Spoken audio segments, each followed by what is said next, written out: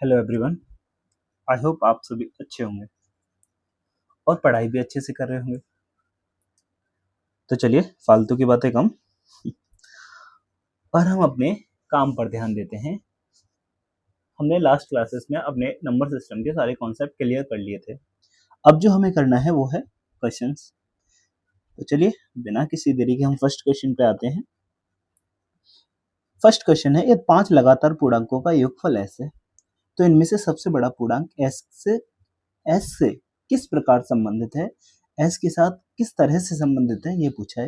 If the sum of 5 consecutive number integers is s, then how is the largest integer is related to s? Main point, यानी 5 consecutive numbers हैं जिनका हमने क्या किया, सम किया। तो पहले तो हमें 5 consecutive नंबर सोचने होंगे। कौन से 5 consecutive नंबर्स हो सकते हैं? क्या इसने पर्टिकुलर कोई consecutive नंबर्स बताए? नहीं बताए। क्या उनका कोई कांस्टेंट जो सम आता है उनका कोई कांस्टेंट पता है? नहीं पता है। तो हम कोई भी कॉन्जिगेटिव नंबर्स ले सकते हैं, यानी इंटीजर्स ले सकते हैं। लेकिन अगर आप वेरिएबल्स लेना चाहते हैं तो हम अगर मान लेते हैं हमारे पास जो सबसे छोटा कॉन्जिगेटिव नंबर्स है वो ए, तो ए के बाद जो नंबर आएगा वो क्या आएगा? जैसे मानिए 1 के बाद क्या आता है? 1 प्लस 1 यानी 2। 2 के बाद क्या आता है? 1 प्लस 1 प्लस 1 यानी 3। फिर क्या आता है? 1 प्लस 1 प्लस 1 प्लस 1 यानी 4। इस तरीके से आगे बढ़ जाते हैं। पहले 1 थे, फिर 2 बनते, फिर 3 बनते, फिर 4 बनते। इसी तरह अगर हमारे पास 1 है तो 1 के बाद आने वाला क्या, ए है तो ए के बाद नंबर आने वाला क्या होगा? ए प्लस 1। उसके बाद जो नंबर आएगा वो क्या होगा? ए प्लस 2 हो जाएगा ना। अरे इसमें 1 प्लस करेंगे, ए प्लस 1 में प्लस 1 करेंगे तो ए प्लस 2 हो जाएगा। इसी तरीके से ये नेक्स्ट नंबर ए प्लस 3 हो जाएगा। कितने कॉन्जिक्यूटिव नंबर लेने हैं हमें? 5। नेक्स्ट नंबर क्या हो जाएगा? ए प्लस 4। अब हमारे पास ये 5 कॉन्जिक्यूटिव नंबर्स हो गए। कौन कौन से? ए प्लस 1, ए प्लस 2, ए प्लस 3, ए प्लस 4। ये 5 कॉन्जिक्यूटिव नंबर्स हैं। इनका क्या करना है? हमें योगफल करना है, इनको ऐड करना है। तो क्या होगा? ए प्लस 1 प्लस ए प्लस 2 प्लस ए प्लस 3 प्लस ए प्लस 4। ये 5 कॉन्जिक्यूटिव नंबर्स, इनको हमने आपस में प्लस कर दिया। इनका जो योगफल है, यानी नंबर्स को ऐड करने के बाद जो रिजल्ट आने वाला है वो क्या आने वाला है? एस। ऐसा क्वेश्चन में बोला है तो हमें इसको एस के इक्वल लेना पड़ेगा। ठीक है, इनको एस के इक्वल लेना पड़ेगा क्योंकि क्वेश्चन में बोला है ऐसा कि एस के इक्वल है, योगफल है जो एस है, तो एस के इक्वल लेना पड़ेगा। अब इनको प्लस कर देते हैं। ए हमारे पास कितनी है? 1 ए, 2 ए, 3 ए, 4 ए, 5 ए, तो ये कितना हो गया? 5 ए, यानी 5 ए हो गई है। अब कांस्टेंट को प्लस कर लेते हैं। 1 2 कितना हो गया? 3 और 3 6 और 4 10, तो कितना हो गया? 5a plus 10 equal S. ये आ गया। बाकी के सम रफ कर देते हैं। कितना आया हमारे पास? 5a प्लस 10 इक्वल एस, ये आया। ठीक है,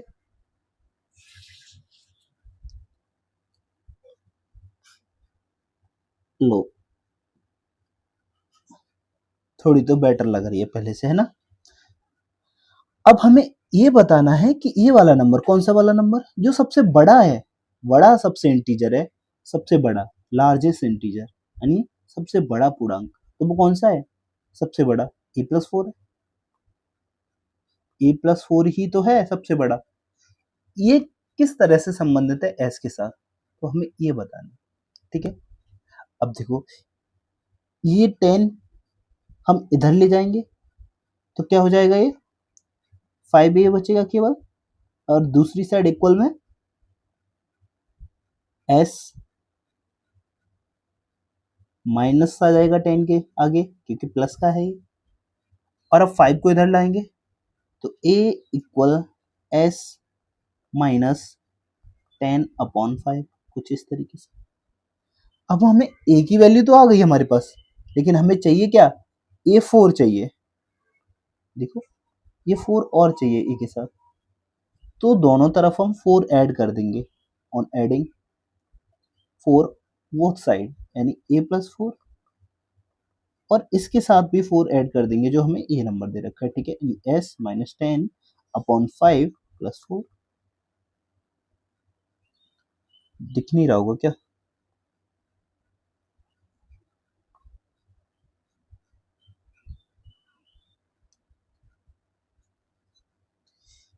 यानी a के साथ हमने +4 किया, इक्वल s माइनस 10/5 के साथ हमने +4 किया। अब ये तो हमें आ गया a+4, यही तो चाहिए हमें, सबसे बड़ा इंटीजर यही तो है हमारे पास। देखो यही तो है सबसे बड़ा इंटीजर, तो हमें इसको सॉल्व करना है। s माइनस 10, जब इसका एलसीएम लेंगे तो 5 आएगा, और ये कितना हो जाएगा, +20, और 20 में से 10 माइनस हो गया तो s प्लस 10/5, और ये ऑप्शन कौन सा है, डी ऑप्शन। तो डी आंसर हमारा होगा। इस तरीके से भी क्वेश्चन कर सकते हैं इसको। और दूसरा मेथड भी मैं आपको बता देता हूँ। इसने कोई भी ये नहीं कहा है कि हमें यही इंटीजर्स लेने, वो कह रहा है ये 5 लगातार पूर्णांक का योगफल है, ऐसे कोई से भी हो सकते हैं, ऐसे है, यानी एस की भी वैल्यू कोई हो सकती है, एस की भी वैल्यू कोई भी हो सकती है, ठीक है। तो हम अपनी तरफ से कोई भी पूर्णांक मान लेते हैं। जैसे हमने मान लिया पहला अगर 3 है, अगर पहला पूर्णांक 3 है, दूसरा 4 होगा, 5 होगा, 6 होगा, 7 होगा, ये 5 पूर्णांक हो गए हमारे पास। इनको सबको प्लस कर दो, प्लस करने पर हमें क्या मिलेगा, जब हम इनको प्लस करेंगे, जो प्लस करने पे हमें मिलेगा 28 और -3 25,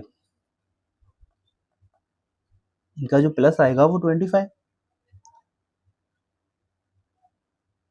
अब क्योंकि ये 25 है, जो इनका सम है, योगफल है, ये s के इक्वल होना चाहिए। s के इक्वल क्यों होना चाहिए, क्योंकि क्वेश्चन में बोला है कि इनका सम s है। तो 25 ऑप्शन में रखेंगे हम s की जगह। s की वैल्यू हमारे हिसाब से कितनी है, 25। तो ये 25 s की जगह हम रखेंगे, ठीक है। अगर इसमें हम 25 रखेंगे तो 25 माइनस 10/5, ये आ जाएगा 3। जबकि आना कितना चाहिए था, हमारा हमारा जो लास्ट इंटीजर था वो 7 था।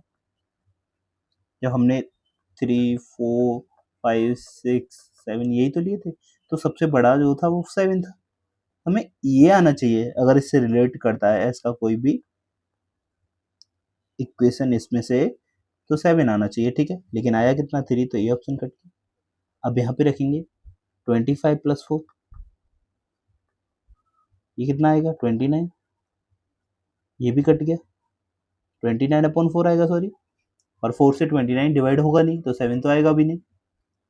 अब इसमें रखेंगे 25 प्लस 5/4, 30/4, तो ये भी डिवाइड नहीं होगा, तो ये भी कट गया। लास्ट ऑप्शन है हमारे पास 25 प्लस 10/5, ये कितना हो जाएगा, 35, 25 और 10, 35/5, 35 7 से कट जाएगा, 35 7 टाइम्स डिवाइड हो जाएगा 5 से, ये आ गया 7, यही हमारा आंसर है। कभी कभी होता है ऐसे क्वेश्चन में हम इंटीजर्स लेते हैं, तो जो s की वैल्यू हम लेंगे s की वैल्यू, वो कई ऑप्शन पे सेम आ जाएगी, तो हमें जो बाकी कट चुके हैं उनको फिर से चेक नहीं करना है, जो बचे हुए हैं उनको दूसरी वैल्यू लेके चेक कर लेना होगा। आगे कभी क्वेश्चन आएगा इससे रिलेटेड तो उसमें बताऊंगा मैं, ठीक है। आई होप आपको ये क्वेश्चन अच्छे से समझ में आया होगा। यदि किसी एक संख्या से 1/2 घटाया जाए, यह सेकंड क्वेश्चन है, यदि किसी एक संख्या से 1/2 घटाया जाए और फिर अंतर को 8 से गुणा किया जाए तो 12 प्राप्त होता है, संख्या क्या है। कितना आसान क्वेश्चन, देखो ऑप्शन से भी हो जाएगा ये क्वेश्चन। क्या क्या बोला उसने किसी एक संख्या से कितना घटाया जाए, 1/2 घटाया जाए और फिर अंतर से 1 गुणा किया जाए। अगर आप इसे x लिख के करना चाहते हैं तो फटाफट से ये हिट कर जाना चाहिए कि x अगर हमारे पास नंबर है उसमें से 1/2 घटा रहे हैं और उसके डिफरेंस पे 8 का मल्टीप्लाई कर रहे हैं हम, इक्वल कितना आ रहा है, 12 आ रहा है। इस इक्वेशन को सॉल्व करना है, बस हो जाएगा। 8 का अंदर की तरफ मल्टीप्लाई करेंगे तो 8 का x के साथ भी मल्टीप्लाई होगा, 8 का मल्टीप्लाई x के साथ होगा और 8 का मल्टीप्लाई 1/2 के साथ होगा। कौन सी प्रॉपर्टी है, डिस्ट्रीब्यूटिव प्रॉपर्टी, वितरण गुणधर्म, जो चौथे नंबर की प्रॉपर्टी थी, पढ़ाई थी मैंने आपको, पर याद कैसे होगी आपको, तो पढ़े ही नहीं थे, है ना। तो 8 का जब x के साथ मल्टीप्लाई करेंगे तो 8x, और 8 का जब हम 1/2 के साथ मल्टीप्लाई करेंगे तो 2 से 8 डिवाइड हो जाएगा 4 टाइम्स, तो कितना आएगा हमारे पास, सिर्फ 4, और इक्वल में कितना है, 12। अब जब 4 उधर जाएगा तो 8x इक्वल 4 इधर आ जाएगा तो प्लस हो जाएगा 12 प्लस 4, यानी कितना हो जाएगा 16, ये 16 हो गया, कितना 16। अब 8 से ये 16 2 टाइम्स डिवाइड हो जाएगा, यानी x की वैल्यू क्या आएगी 2। तो इस तरीके से भी आप इस क्वेश्चन को 5 से 6 सेकंड के अंदर कर सकते हैं। समझाने में टाइम लग रहा है, करने में टाइम नहीं लगेगा। अगर आप प्रैक्टिस करेंगे, बार बार क्वेश्चन अटेम्प्ट करेंगे, आप भी बहुत जल्दी से क्वेश्चन कर पाएंगे। ठीक है, नेक्स्ट क्वेश्चन है थर्ड क्वेश्चन, बहुत बढ़िया क्वेश्चन है हमारे पास। ये क्वेश्चन बढ़िया है क्योंकि इसे देखते ही घबराहट हो जाती है। क्या करें, एक तो इसने ऊपर से फॉर्मूला दे दिया है, तो अभी से भूल जाओ। ये क्वेश्चन जिस तरीके से दे रखा है उसी तरीके से इसको सॉल्व कर दो, क्योंकि इसमें अगर फॉर्मूला लगाने बैठे तो 4 क्वेश्चन का टाइम ही अकेला क्वेश्चन खा जाएगा। इसलिए जैसा दिया है, कैसा दिया है, 1 cube minus 2 cube plus 3 cube minus 4 cube, यानी ऑड नंबर्स वो प्लस में है और सम नंबर्स माइनस में, तो इनको अलग कर लो। 1 cube plus 3 cube plus 5 cube plus 7 cube और प्लस 9 क्यूब, बाकी के नंबर्स अलग कर लो। 2 cube minus 4 cube minus 6 cube minus 8 cube और माइनस 10 क्यूब। ठीक है, इससे होगा क्या, हम प्लस वालों को एक साथ प्लस कर पाएंगे, माइनस वालों को एक साथ माइनस कर पाएंगे। माइनस वाले आपस में तो प्लस हो जाएंगे, लेकिन एक साथ प्लस करके फिर उनका डिफरेंस निकाल पाएंगे हम।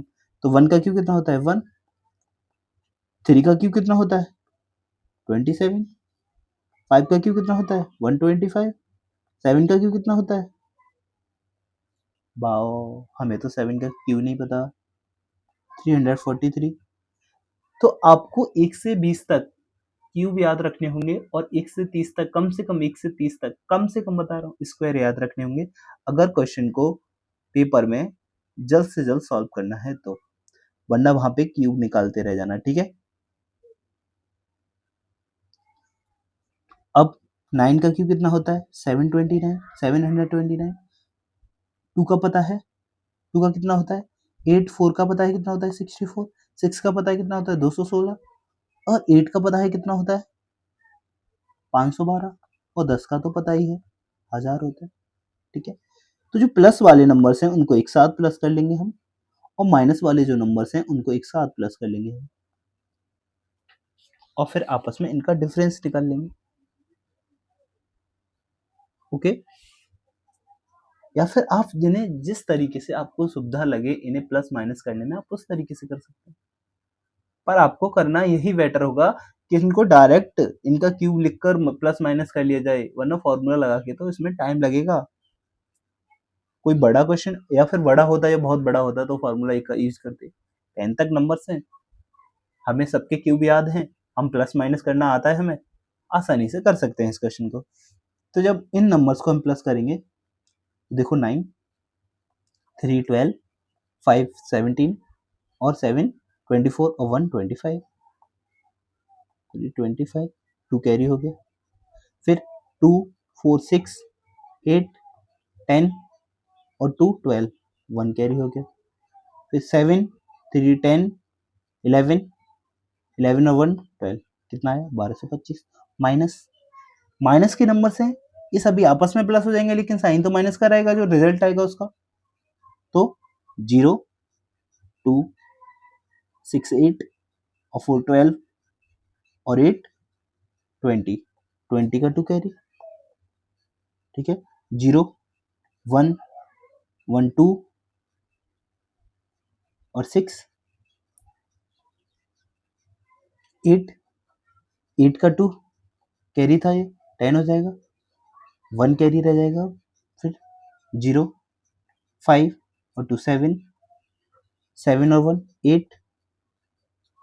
अब ये 1 कितना हो गया 1800।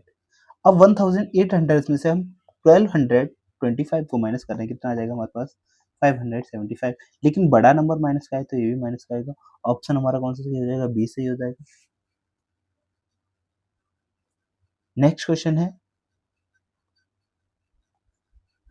ए का सबसे बड़ा मान क्या है जिसके लिए 6 अंकों की संख्या 3 से विभाज्य है। What is the maximum value of A for which the 6 digit number is divisible by 3। तो आपको बताया मैंने 3 से कौन से नंबर डिवाइड होते हैं, 3 से कौन से नंबर डिवाइड होते हैं जिनकी डिजिट्स का सम, यानी जिनके जिस संख्या के अंकों का सम 3 से डिवाइड हो जाएगा वो संख्या भी 3 से डिवाइड हो जाएगी। जिस नंबर की डिजिट्स का सम 3 से डिवाइड हो जाएगा वो नंबर भी 3 से डिवाइड हो जाएगा। एक ही बात है, नंबर को ही हम संख्या कहते हैं। तो इसकी डिजिट्स कौन सी हमारे पास, a +2 +6 +a +5 +0, यही है। प्लस करने पर कितना आ रहा है 3 +2 +6 कितना हो जाए 11 और +6 16 +a। हम जब 3 से डिवाइड 16 को करेंगे तो हमारे पास जो रिमाइंडर बचेगा वो 1 बचेगा। रिमाइंडर क्या आएगा 1 आएगा। अरे 16 को 3 से डिवाइड करेंगे तो ये 15 माइनस करने पर रिमाइंडर जब आएगा एक ही तो बचेगा, तो एक रिमाइंडर बचेगा, यानी हमारे पास ये नंबर है 1 + a।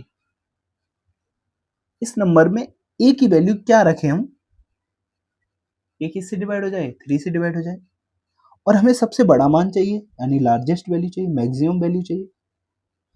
तो क्या हम लार्जेस्ट ही शुरू करते हैं, क्या हम 9 रख दें 3 से डिवाइड हो जाएगा। अगर हम 1 की जगह 9 रखेंगे तो ये 10 हो जाएगा, 3 से डिवाइड नहीं होगा तो ये ऑप्शन तो कट गया। क्या हम 8 रख दें, कितना हो जाएगा 9, 3 से डिवाइड होगा, ऑप्शन यही सही है। बाकी वैल्यू तो इससे छोटी भी है, अगर कोई बड़ी वैल्यू दे रखी होती तब हम उसे इससे सॉल्व करते, ठीक है। नेक्स्ट नंबर है हमारे पास क्वेश्चन 5। नेक्स्ट क्वेश्चन है 5।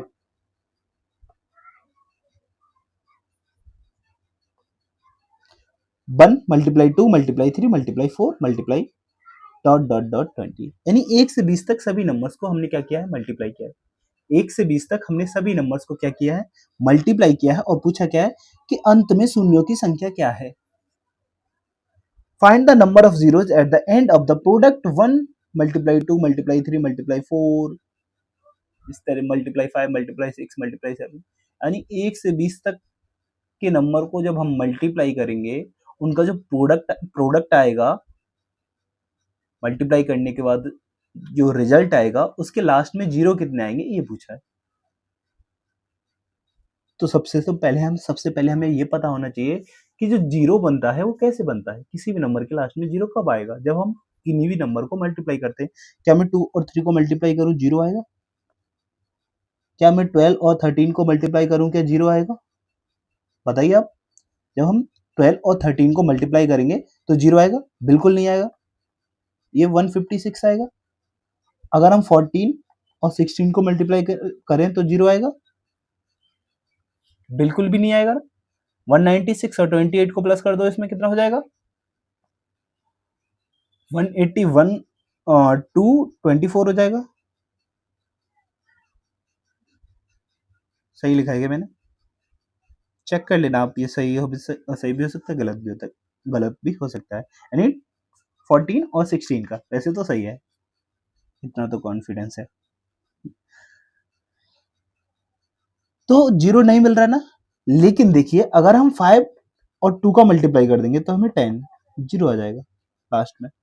किसी भी नंबर के लास्ट में 0 आया, लेकिन 5 और 2 का अगर मल्टीप्लाई किया तो 0 आ गया। ऐसे हम 15 का 4 का मल्टीप्लाई करेंगे तो क्या आएगा, 0 आएगा। 15 4 जा 60, अगर 15 का 8 के साथ मल्टीप्लाई करेंगे तो 120 आएगा, मतलब 0 आएगा। तो 0 कब आता है, जब 5 और 2 का मल्टीप्लाई होता है। कब, जब 5 और 2 का मल्टीप्लाई होता है, 5 और 2 का, तभी नंबर। अब आप बोलोगे सर आपने अभी 15 और 4 का मल्टीप्लाई किया तो हमारे पास 60 आया। भाई इसमें 5 और 2 है ना, क्या मैं 15 को इस तरीके से नहीं लिख सकता, 5 मल्टीप्लाई 3, 15 को इस तरीके से लिख सकता हूँ, 4 को भी इस तरीके से लिख सकता हूँ, 2 मल्टीप्लाई 2। तो इसमें जो 0 आया वो इस 2 के, यानी 2 का मल्टीप्लाई जब 5 के साथ हुआ तब ये 0 आया।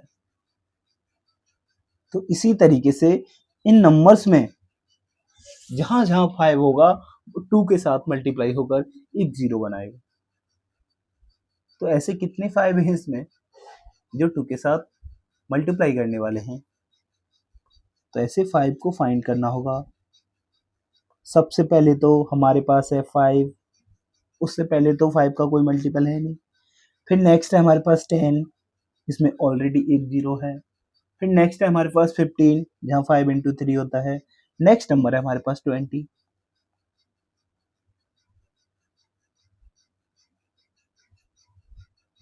तो इन दोनों में तो पहले से ही 0 है, और इन दोनों का 5, ये वाला 5 किन्हीं 2 के साथ मल्टीप्लाई होकर 2 0 और बना देंगे, एक 0 ये और एक 0 ये, और एक 0 ये है। तो टोटल कितने 0 हो जाएंगे, 1 2 3 4, यानी आंसर ये। इसको भी हम इस तरीके से लिख सकते हैं, ये 2 के साथ मल्टीप्लाई हो रहा है तभी 0 आ रहा है, और ये भी 2 के साथ मल्टीप्लाई हो रहा है तभी 0 आ रहा है। देखो, तो जब भी 5 का 2 के साथ मल्टीप्लाई होगा हमें क्या मिलेगा, 0 मिलेगा, यानी 10 के रूप में 10 आता है ना 5 और 2 का मल्टीप्लाई, लास्ट डिजिट क्या मिलती है, 0 मिलती है। तो लास्ट में कितने 0 आएंगे, 4 0 आएंगे 1 से 20 तक का जब हम मल्टीप्लाई करेंगे। नेक्स्ट नंबर है हमारा 6। 6 में बोला है यदि अक्षर ए बी सी को संख्याओं 1 2 3 से दर्शाया जाए तो अंडर रूट 2 माइनस ए, ये टाइपिंग मिस्टेक है, यहाँ पे अंडर रूट 2 माइनस ए नहीं है, अंडर रूट जेड माइनस ए है। अंडर रूट जेड माइनस ए क्या है, अंडर रूट जेड माइनस ए। ये क्वेश्चन है हमारे पास। देखिए समझिए, जो हमारे अल्फाबेट्स हैं यानी लेटर्स हैं, A B C D E F G H I J, इस तरीके से और भी आगे हैं, के एल एम, ठीक है। तो ए फर्स्ट नंबर पे आता है, बी सेकंड पे, सी थर्ड पे, डी फोर पे, ई फाइव पे, एफ सिक्स पे, जी सेवन पे, एच एट पे, नाइन पे आई, और 10 पे जे, इसी तरीके से 11 पे की।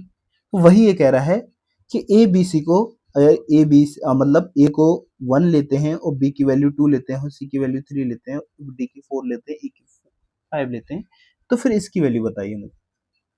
तो जेड की वैल्यू क्या होगी, टोटल लेटर्स 26 होते हैं और जेड सबसे लास्ट में आता है, तो जेड 26 नंबर पे आएगा, यानी जेड की वैल्यू 26 हो जाएगी। कितनी, 26।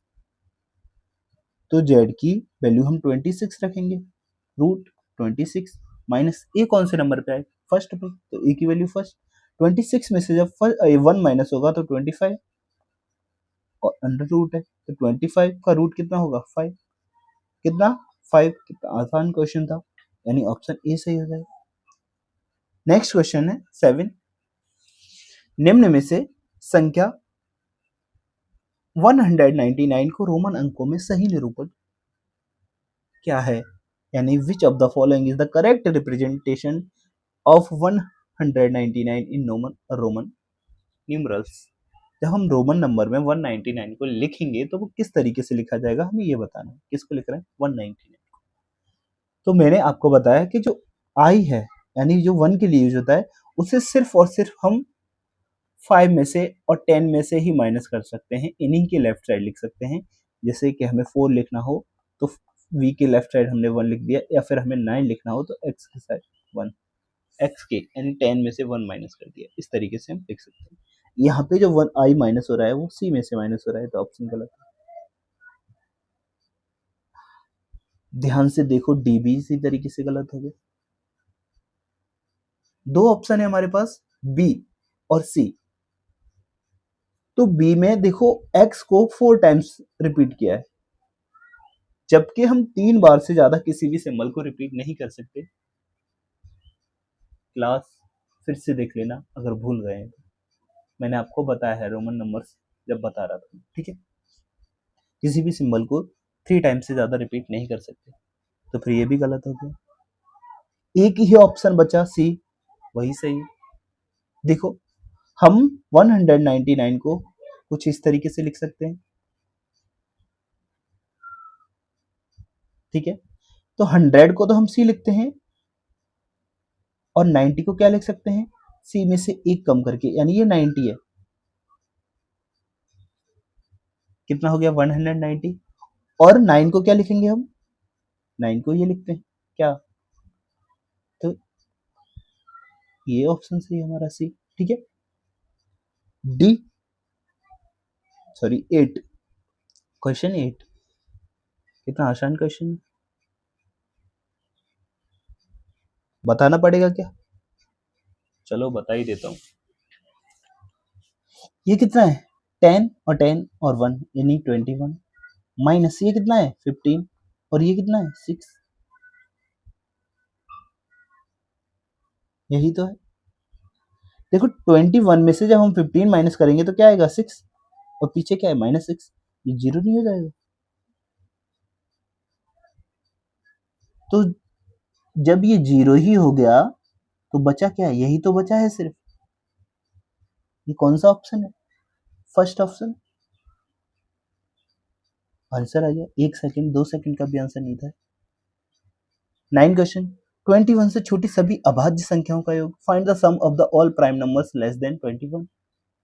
21 से छोटे सभी प्राइम नंबर्स का क्या करना है? हमें सम निकालना है। तो 21 से छोटे प्राइम नंबर सबसे छोटा 2 होता है, फिर 3, फिर 5, फिर 7, फिर 11, फिर 13, फिर 17, 19, और फिर 21 से ऊपर चले जाएंगे, फिर 19 के बाद 23 आता है। तो हमें इन्हीं का प्लस बताना है।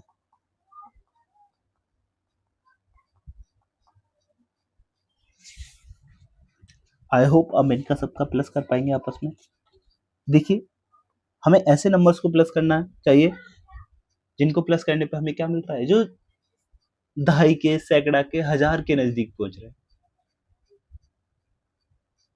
तो अगर मैं 3 और 7 को प्लस करूंगा तो क्या मिलेगा हमें? एक 10 मिलेगा, ठीक है।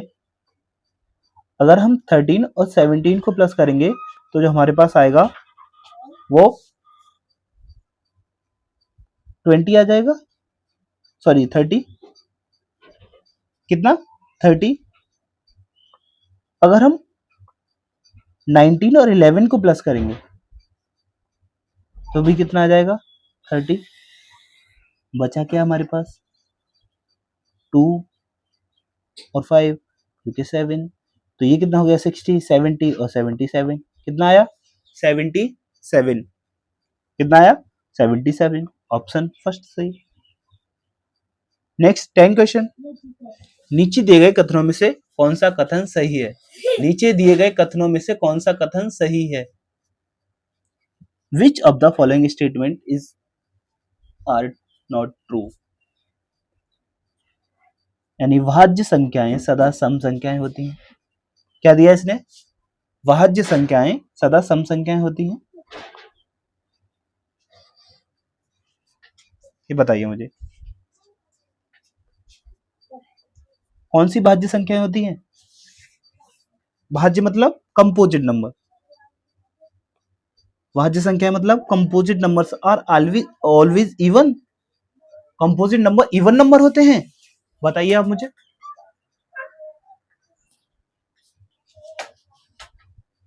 कौन से कंपोजिट नंबर होते हैं? पहले तो इवन नंबर बता दीजिए। जो नंबर 2 से डिविजिबल होते हैं वो इवन नंबर होते हैं, और कंपोजिट नंबर जिनके 2 से ज्यादा फैक्टर होते हैं, यानी 3 या 3 से ज्यादा फैक्टर होते हैं, कम से कम 3 फैक्टर होते हैं, वो क्या होते हैं? Composite number. तो कंपोजिट नंबर हमेशा भाज्य संख्याएं होती हैं? नहीं, सॉरी, क्या बोल रहा हूं मैं। कंपोजिट नंबर हमेशा सम संख्या यानी इवन नंबर होते हैं, ऐसा कुछ है? तो हमने पढ़ा भी था कि जो सबसे छोटा हमारा कंपोजिट नंबर है यानी भाज्य संख्या है वो 4 है, और उसके बाद जो सबसे छोटी विषम कंपोजिट नंबर है यानी ऑड कंपोजिट नंबर है वो 9 है। पर ये क्या कह रहा है? भाज्य संख्याएं सदा सम संख्याएं होती हैं, ये तो ऑड भी है। क्या एक अकेला 9 है? नहीं, 9 के बाद 15 भी तो आएगा, 15 के बाद 21 है, 25 है, ये सारे कंपोजिट नंबर्स हैं और ऑड भी हैं। तो ऐसा कुछ नहीं है कि कंपोजिट नंबर हमेशा इवन नंबर होते हैं, नहीं। कंपोजिट नंबर इवन भी हो सकते हैं और ऑड भी हो सकते हैं, ठीक है।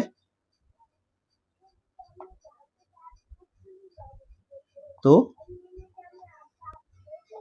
कंपोजिट नंबर इवन भी हो सकते हैं और ऑड भी हो सकते हैं, ठीक है।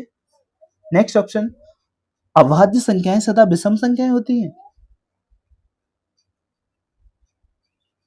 याद है आपको? यानी prime numbers are always odd, prime numbers हमेशा ऑड होते हैं, हमेशा की बात हो रही है। तो हमें तुरंत याद आना चाहिए, हमें तुरंत क्या याद आना चाहिए?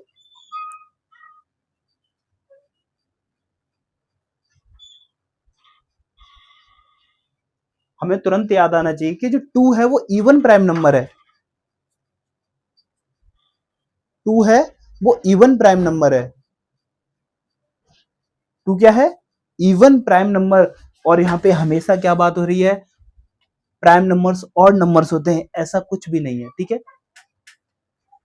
हमेशा की बात हो रही है, और जबकि हमें पता है कि प्राइम नंबर इवन भी होते हैं, जो कि सिर्फ और सिर्फ 2 ही अकेला है, पर है तो सही, बाकी सब ऑड होते हैं, पर 2 इवन है, तो ये हमेशा के लिए तो गलत हो जाएगा ना। तो ये भी गलत, ये भी गलत। नेक्स्ट ऑप्शन है, दो अभाज्य संख्याओं का योग सदा अभाज्य संख्या होती है। अभाज्य संख्या मतलब दो प्राइम नंबर्स का जो सम करते हैं हम, वो हमेशा प्राइम नंबर आएगा। तो प्राइम नंबर देख लेते हैं, 2 है, 3 है, 5 है, 7 है, 11 है, 13, ये कुछ प्राइम नंबर से और भी हैं आगे। अगर हम इनका सम करें किन्हीं भी दो प्राइम नंबर्स का, तो क्या वो हमेशा प्राइम नंबर ही आएगा? अगर देखो, हम 2 और 3 का प्लस करते हैं, हमें 5 मिलेगा, जो कि प्राइम है, प्राइम नंबर है। हाँ, प्राइम नंबर।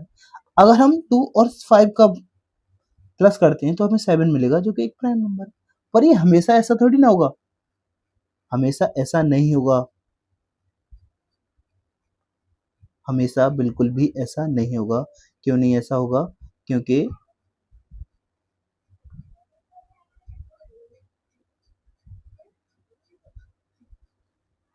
क्योंकि अगर हम 3 और 5 को प्लस करेंगे तो 8 आएगा, और 8 एक प्राइम नंबर नहीं है। हम 5 और 7 को प्लस करेंगे तो 12 आएगा, 12 एक प्राइम नंबर नहीं है। 7 और 11 को प्लस करेंगे तो हमें कितना मिलेगा? 18 मिलेगा, जो कि एक प्राइम नंबर नहीं है।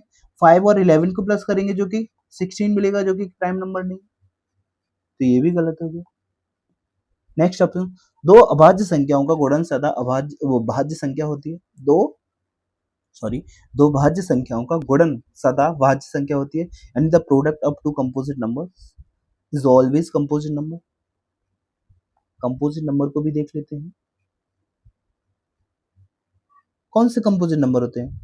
4 है, 6 है, 8 है, 10 है, 12 है, 14 है, ये सभी कैसे हैं? कंपोजिट नंबर से हमारे पास। और भी आगे नंबर हैं कंपोजिट नंबर। क्या अगर हम किन्हीं दो कंपोजिट नंबर का मल्टीप्लाई करते हैं तो वो कैसा होना चाहिए? कंपोजिट नंबर ही आएगा। कंपोजिट नंबर के 2 से ज्यादा फैक्टर होते हैं, प्राइम नंबर के केवल 2 फैक्टर होते हैं, एक तो 1 और एक संख्या खुद होती है जिसके बारे में हम बात कर रहे हैं, यानी इटसेल्फ। तो अब ये देखते हैं हम, ये सभी हमारे कंपोजिट नंबर्स हैं 4, 6, 8, 10, 12, 14, 15, 16, 18। और हमें क्वेश्चन में दिया है कि product of two composite number, जब दो कंपोजिट नंबर का हम आपस में मल्टीप्लाई करते हैं तो हमें एक कंपोजिट नंबर मिलेगा या नहीं मिलेगा, ये देखना है हमें। तो हम 4 और 6 का ही मल्टीप्लाई करते हैं हम पहले। क्या मिलेगा? 24। 24 एक कैसा नंबर है? कंपोजिट है, प्राइम है। क्या 24 के फैक्टर नहीं निकाल सकते हम? हमें वैसे ही दिख रहा है 24 के जो फैक्टर होंगे वो 4 और 6 तो होंगे ही, क्योंकि ये इन्हीं से मल्टीप्लाई करके बना है। 24 के जो फैक्टर्स हैं वो 4 और 6 तो होंगे ही, और 1 सबका होता है और अपने आप में हर एक नंबर खुद का फैक्टर होता है। तो इसके कितने फैक्टर हो गए? 2 तो ये रहे और 2 ये रहे, 4। कंपोजिट नंबर के फैक्टर कितने होते हैं? 2 से ज्यादा। 2 से ज्यादा ही तो है ये, तो कंपोजिट नंबर ही मिला। अगर हम प्राइम नंबर्स का भी आपस में मल्टीप्लाई करेंगे तब भी हमें एक कंपोजिट नंबर मिलेगा। तो अगर हम किसी भी दो कंपोजिट नंबर के, किन्हीं भी दो कंपोजिट नंबर का मल्टीप्लाई करते हैं, हमें हमेशा एक कंपोजिट नंबर मिलेगा। ये ऑप्शन सही है। और पूछा क्या इसने? कथन कौन सा सही नहीं है ये पूछा है। तो सही कौन से नहीं है? फर्स्ट, सेकंड और थर्ड, ये सही नहीं है, ये सही नहीं है, ये सही नहीं है। ये 3 ऑप्शन हमारे सही नहीं है। तो हमें पहले तो हमारा ऑप्शन सी सही हो जाएगा। अब देखते हैं, क्या हम अगर प्राइम नंबर्स का मल्टीप्लाई करें तो हमें कंपोजिट नंबर मिलेगा? बिल्कुल मिलेगा। प्राइम नंबर्स का अगर हम मल्टीप्लाई करें तो हमें प्राइम नंबर्स 2, 3, 5, 7, 11, 13 एंड 17, 19 ये होते हैं। हम शुरू के दो ही प्राइम नंबर्स का मल्टीप्लाई कर लेते हैं, 2 और 3 का। कितना आएगा? 6। अभी अभी हमने कंपोजिट नंबर्स में लिखा देखा था 6 को, क्योंकि 6 1 से डिवाइड होगा, 2 से डिवाइड होगा, 3 से भी हो जाएगा और 6 से भी हो जाएगा। तो इसके 4 फैक्टर है, जबकि प्राइम फैक्टर के 2 होते हैं, कंपोजिट नंबर के 2 से ज्यादा होते हैं, तो 2 से ज्यादा फैक्टर है इसके, तो ये कंपोजिट नंबर है। कैसा हर बार होगा? बिल्कुल हर बार होगा। किन्हीं भी दो नंबर्स को ले लीजिए आप, 5 और 7 को ही ले लीजिए, कितना मिलेगा? 35। क्योंकि ये इन दोनों से मल्टीप्लाई होकर बना है, तो ये 35 है, वो 5 से तो डिवाइड होगा और 7 से भी होगा और 1 से तो होगा ही होगा और 35 से भी होगा। तो 2 से फैक्टर, तो 2 से ज्यादा ही है फैक्टर इसके। तो अगर हम किन्हीं भी नंबर्स का आपस में मल्टीप्लाई करते हैं, किन्हीं भी नंबर्स का, किन्हीं भी दो नंबर्स का मल्टीप्लाई करते हैं, तो हमेशा हमें एक कंपोजिट नंबर ही मिलेगा। ठीक है, नेक्स्ट क्वेश्चन देखते हैं हम 11। नीचे दी गई संख्याओं में से कौन सी संख्या 3 से विभाज्य है? अभी क्वेश्चन बताया था मैं, जिसमें ए की वैल्यू पूछी थी, जो 8 आई थी। क्वेश्चन नंबर तो मुझे याद नहीं, पर अभी बताया था मैंने। 3 से कौन से नंबर डिवाइड होते हैं? जिस संख्या के अंकों का योग 3 से डिवाइड हो जाए वो नंबर 3 से डिवाइड हो जाएगा, यानी डिजिट्स का सम। तो इनकी सबका डिजिट्स का सम डिवाइड करके देखेंगे, जिस नंबर का डिवाइड हो जाएगा वही आंसर हो जाएगा। ठीक है, हो सकता है पहला ना हो या पहला ही हो जाए, पहला ना हो तो दूसरा हो जाए, दूसरा ना हो तो तीसरा हो जाए। अब सभी को चेक करना पड़ेगा। पहला ही अगर हो गया तो टाइम बच जाएगा, अगर पहला नहीं हुआ दूसरा होगा, थोड़ा टाइम ज्यादा लग जाएगा। दूसरा भी नहीं हुआ, तीसरा होगा, थोड़ा और लग जाएगा टाइम। फ्रस्ट्रेट मत होना, पर करना जरूर, क्योंकि आपको अच्छे से आता है। ठीक है, 12 क्वेश्चन। अब इसमें राउंड ऑफ वैल्यू ले ली, बढ़िया क्वेश्चन है। एक परिवार का मासिक खर्च निम्न प्रकार से है, निम्न प्रकार से है। रसोई खर्च इतना है, शिक्षा पर इतना है, परिवहन पर इतना है, विविध खर्च इतना है।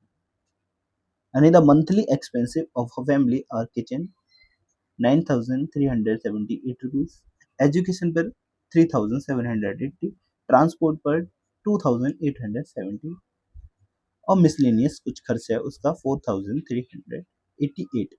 Total monthly expense rounded off to the nearest 1,000। मैंने आपको बताया था अगर हम 10 की बात करें तो हम इकाई के अंक को देखते हैं, राउंड ऑफ 100 की बात करें यानी सैकड़ा तो हम दहाई के अंक को देखते हैं। यहाँ किसकी बात हो रही है? 1000 की, तो हम कौन से अंक को देखेंगे? सैकड़ा वाले को, यानी पीछे वाली डिजिट को देखते हैं। ठीक है, पहले तो हम सारे नंबर्स ले लेते हैं, सारे रुपीज जो जितने उसके खर्च हुए हैं, कितने? 9,378 और 3,780 और 2,817 और 4,388 ये रुपए खर्च हुए। हमें राउंडेड ऑफ नियरेस्ट 1,000 वैल्यू निकालनी है इसकी। तो हम कौन सी डिजिट को देखेंगे? देखो, वंस, टेंस, 100, 1000, ये 1000 वाली प्लेस है, हमें नियरेस्ट 1000 ही निकालना है। तो इससे पीछे वाली डिजिट यानी ये 3 हर एक नंबर में यही देखना पड़ेगा। 100 वाली, हंड्रेड्स प्लेस वाली डिजिट। अब इसे कंपेयर किससे करेंगे? इसे 5 से कंपेयर करेंगे। ये 5 से छोटी है बड़ी, क्योंकि 3 5 से छोटा नंबर है इसलिए सभी जीरो हो जाएंगे। कहाँ तक? जिस डिजिट को हम देख रहे हैं 100 प्लेस तक, और जो 1000 प्लेस वाला नंबर है वो एज इट इज रहेगा, यानी 9,000 हो जाएगा। नेक्स्ट नंबर में हम देखेंगे 7 जो है वो 5 से बड़ा है, तो ये यहाँ तक यानी 100 प्लेस तक तो वैसे भी जीरो हो जाएंगे, लेकिन 5 से बड़ा है ये नंबर, इसलिए 3 में 1 प्लस हो जाएगा, यानी ये 4 हो जाएगा। इसी तरह इस 8 को देखेंगे, इस 8 को 5 से कंपेयर करेंगे, बड़ा नंबर है, 8 से बड़ा नंबर है, तो यहाँ तक तो वैसे ही जीरो हो जाएंगे, 8 भी जीरो हो जाएगा, 1 भी जीरो हो जाएगा और 7 भी जीरो हो जाएगा। लेकिन 8 जो ये 8 है, ये वाला जो 8 है वो 5 से बड़ा है, इसलिए 2 में 1 प्लस हो जाएगा, यानी 3 हो जाएंगे। नेक्स्ट क्वेश्चन, नेक्स्ट नंबर कितना है हमारे पास? 4,388।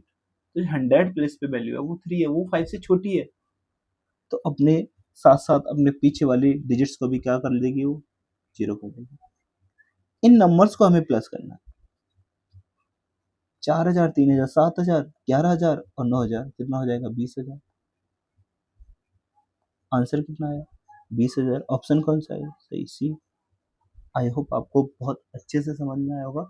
मैंने आपको बहुत अच्छे से आराम से समझाने का प्रयास किया है। ठीक है, थर्ड क्वेश्चन क्या है? 30,009 का मान वही है जो कि, यानी the value of 30,009 is the same. 30,000 कितना है? 30,009, 30,000 यही है। जो 9 है वो किस प्लेस पे है? वो इकाई प्लेस पे। और जो 10 वो 3 है वो किस प्लेस पे? यानी वंस प्लेस पे, इकाई प्लेस पे। और ये 3 किस प्लेस पे? वंस, टेंस, 100, 1000, 10,000, यानी 10,000 प्लेस पे, यानी 10,000 प्लेस पे।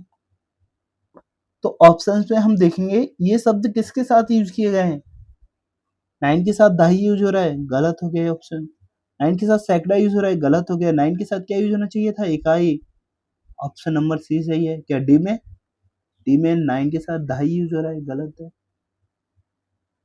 और देखो 3 के साथ 10,000 यूज होना चाहिए, क्योंकि 10,000 है। ठीक है, तो ऑप्शन नंबर सी सही।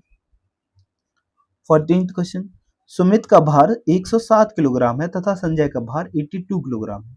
दोनों के भार का सन्निकटन द्वारा निकटतम दहाई के मान का अंतर क्या है ये बताना है। ठीक है, दो वैल्यू हमारे पास कौन कौन सी? 107 है और एक 182 है, ये दो वैल्यू। इनको राउंड ऑफ 10 देखना है और मैंने अभी बताया था राउंड ऑफ 10 देखना हो तो उसके जो बाद वाली डिजिट है यानी इकाई डिजिट को देखते हैं हम। इसकी इकाई जो डिजिट है वो 7 है। 7 है तो किससे कंपेयर करेंगे? 5 से। 5 से बड़ा है? बड़ा है ना? 3 डिजिट है हमारे पास। तो जो 7 है वो तो 0 होगा ही होगा, लेकिन जो 7 से आगे वाला नंबर है उसमें 1 प्लस हो जाएगा। क्यों? क्योंकि 7 5 से बड़ा है। तो यहाँ पे कितना आ जाएगा? 1 आ जाएगा। और यहाँ तो ऑलरेडी 1 है सेकंड प्लेस। इसी तरीके से 82, इसमें 2 डिजिट है। 82 को कंपेयर करेंगे तो जो कौन से डिजिट को कंपेयर करेंगे? इसकी इकाई को। जो इसका इकाई का अंक है वो 2 से कम है, सॉरी 5 से कम है। 5 से कम है तो 5 इसको 0 तो कर देगा और इसको ऐसे के ऐसे ही रहने देगा, कम है तो। ठीक है, अब इनका क्या करना है? हमें डिफरेंस करना है, अंतर निकालना है। तो इनको माइनस कर देंगे, कितना आ जाएगा? 30 आ जाएगा। ऑप्शन नंबर ए सही। 15th क्वेश्चन कौन सा? 15th क्वेश्चन, एक संख्या के अंकों का जोड़, एक संख्या के अंकों का जोड़ संख्या से घटाया जाता है, परिणामी संख्या सर्वदा भाज्य होती है। अब एक संख्या है, कोई सी भी हो सकती है, ना तो हमें जोड़ दे रखा है, बस ये दे रखा है वो किससे विभाज्य होगी हमेशा। ये क्वेश्चन हम वेरिएबल लेके भी कर सकते हैं। देखिए, समझने की कोशिश कीजिए उससे पहले। जैसे हमारे पास 63 है, कितना? 63। तो क्या मैं 60 प्लस 3 लिख सकता हूँ? आप सभी सहमत होंगे, सभी एग्री होंगे। जी हाँ सर, आप बिल्कुल लिख सकते हैं।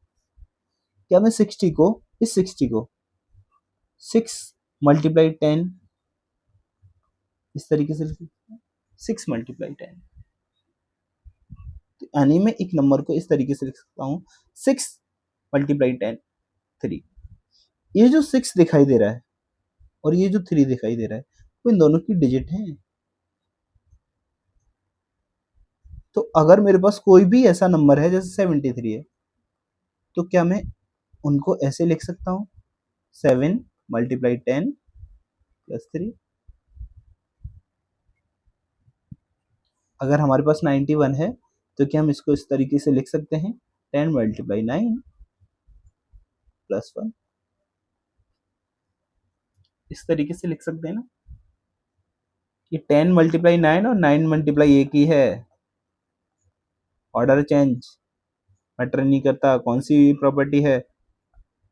नहीं पढ़ी, कम्यूटेटिव प्रॉपर्टी। ठीक है, तो कोई भी नंबर है हम उसको इस तरीके से लिख सकते हैं। किस तरीके से? 10 इंटू 9। ये क्यों बता रहे हैं हम? क्योंकि अगर हमारे पास ऐसे नंबर है x और y, ये किसी नंबर की 2 डिजिट है x और y, तो इसको भी मैं इस तरीके से लिख सकता हूँ कि 10 का x के साथ मल्टीप्लाई यानी 10x प्लस y। यही हुआ है अभी 63 में हमने लिखा 10 इंटू 6 प्लस 3।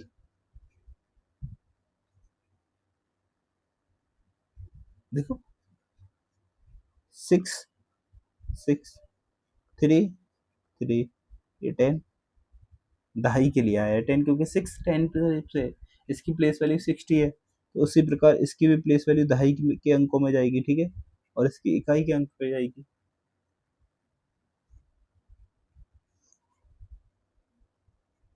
तो हमारे पास ये नंबर है x और y, इसको हम इस तरीके से लिख सकते हैं। अब इसमें से माइनस क्या करना है? x प्लस वाई यानी अंकों का सम। तो x और y का सम ये हो गया, यही हमें क्या करना है? माइनस करना है। माइनस करेंगे तो y से तो y कट जाएगा, लेकिन 10x में से 1 माइनस करेंगे तो 9x आएगा। कितना आएगा? 9x। या फिर x का जो कोफिशिएंट है वो कितना है? 9। तो 9 एक ऐसा नंबर है जो किससे डिवाइड हो जाएगा ऑप्शन में से? सिर्फ 9 से। ऑप्शन नंबर 9 से। इस क्वेश्चन को आप किसी एक नंबर को भी मानकर कर सकते हो।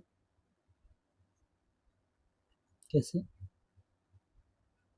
मान लो हमने 63 ही ले लिया, कितना? 63 ले लिया। अब 63 के डिजिट्स का सम यानी अंकों का सम कितना है? 9 हो जाएगा। और 9 को जब हम माइनस कर देंगे किस में से? 63 में से, तो हमें क्या मिलेगा बताइए? 56।